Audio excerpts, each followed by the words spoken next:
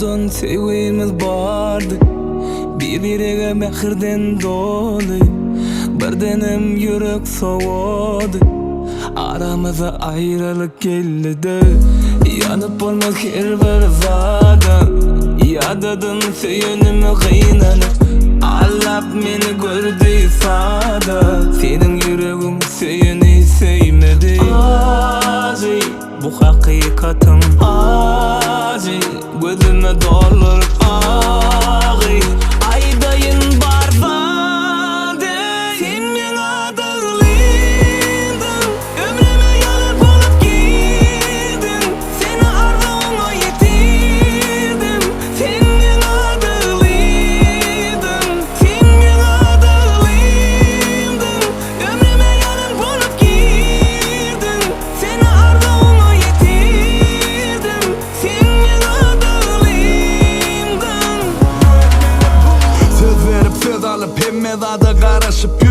Kak baktımdan denmeli delin şeyle biregi söyyek. Kak sana söygüymem özüm anladığım ollumi. Men hakta ervet fikirler kelleni allimi.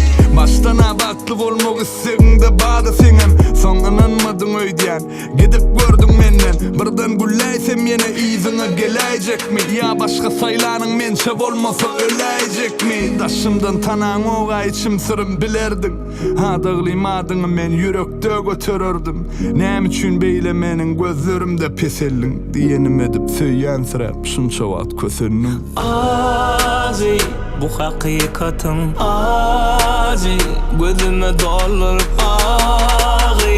Aydayın barza dey, sen meni dağlıydım, ömrüme yanıp olup girdin.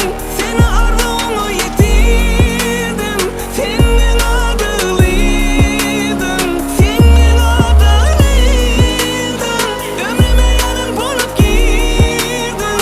Seni arzuğuma yetirdim, sen meni dağlıydım. Odan sevgimiz bardı, bir-biriga mehirden dolu.